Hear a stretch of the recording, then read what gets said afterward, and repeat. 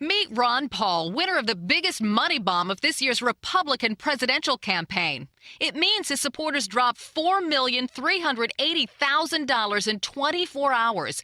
That's $182,500 per hour, $3,042 per second. According to the tracking company VMS, Ron Paul's name was mentioned just 4,695 times on TV news and cable shows from August of 2006 to August of 2007. What a comparison?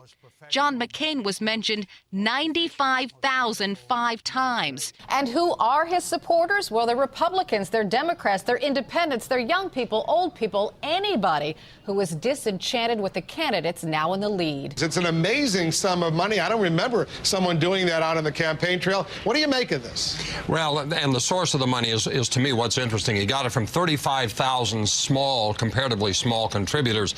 Every time Ron Paul's name has come up on the Situation Room over the last 5 or 6 months, there is an organized cadre of his devotees out there that flood the email servers in the Situation Room with supportive emails. It's unlike the support that I get through the email of any of the other presidential candidates. And finally tonight, time to announce who you think won tonight's Republican debate. The winner is Ron Paul with 32%. Because Paul surprised the political world today, his campaign announcing he'd raised $5 million in the past 3 months. That's more money than some candidates who've received much more notice. Supporters of Texas Congressman Ron Paul managed to bring Nevada's Republican convention to a standstill over the weekend. Proof that his revolution is still very much alive. Somebody said, you know, sometimes factions walk out. This time the party walked out. Now, after the primary in New Hampshire, the congressman's supporters pelted little old me with snowballs, and here's the scene that ensued. What happened was they had a focus group. So I went over to the focus group, and you were not in the debate that night. I wonder why. I didn't make the decision, but anyway, so you weren't in the debate, and I was being held accountable for that. Well, you're going to defend that? Well, did you hear what Hillary said at one of our committee hearings about those supporters? She says they were the most enthusiastic, excited supporters I've ever seen in politics. I agree. I've experienced it firsthand. And unlike almost every other Republican candidate, Paul raised more this quarter than in the previous one. One candidate, without a lot of fanfare, continues to break fundraising records. That candidate is Ron Paul. Yesterday, in a push the Paul campaign calls a money bomb, the Republican congressman raised more than $6 million online, smashing the single-day fundraising record of any Republican presidential candidate. Suddenly, you are this hot candidate with kids. You're the most Googled. You're big on the Internet. Republican Ron Paul, meanwhile, who came up with 0 in our latest poll, has nonetheless set something of a record for fundraising. More than $4 million from 37,000 donors on the Internet in just one day. Interesting enough, Chris, he's been finishing ahead of Rudy Giuliani in most states. He's led all Republicans in the fourth quarter in terms of raising money. Which 08 presidential candidate has received the most money from military donors? Who does the military love? Well, according to a website that's researched it, the #1 fundraiser from military personnel, Congressman Ron Paul of the 14th Congressional District of Texas. If you mess with Ron Paul on television or online, you are going to feel the wrath of some serious followers. We've been dealing with this the last few weeks at CNBC. We did an online poll after the debate of who won the debate. Ron Paul dominated the debate, and some of my colleagues at CNBC thought that there was something wrong with that. They took the poll down.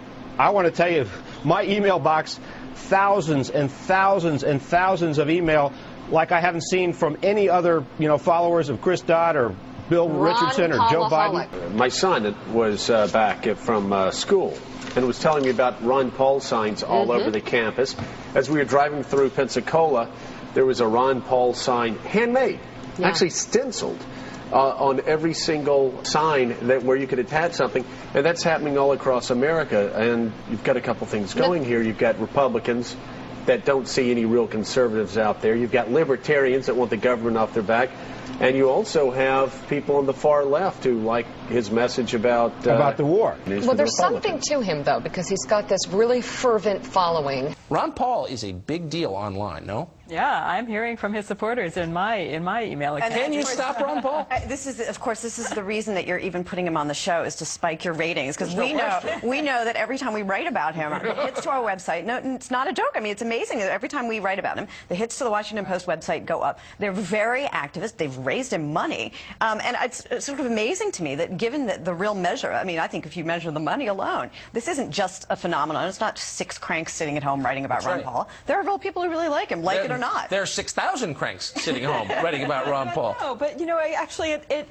actually is heartwarming, and I'm not a Ron Paul supporter, but it's a kind of an American phenomenon. But I think he's tapping into something that, thank God, is still there in America, which is a lot of distaste for the kind of cookie-cutter stuff of the major parties, a lot of desire to have a candidate who just says whatever the heck he thinks, you know, and Ron Paul does that, you know, and he is a genuine phenomenon. But who thought there would be... not a media creation. But I'm on the for the rest Ron Paul of it. actually knows something that the other candidates probably deep down in their little shriveled hearts know, but are scared to let themselves feel, which is that people will vote for you even if they don't agree with you on everything, if they feel like you're a guy or a gal who's got a conscience, who's got some integrity, who's got some intelligence, who calls it like you see it, who thinks for yourself, you know, who's not just a creation of a bunch of consultants. I agree. Well, listen, and he's that. You know, I'm sure that there's nobody out there who agrees with him on everything, even in New Hampshire.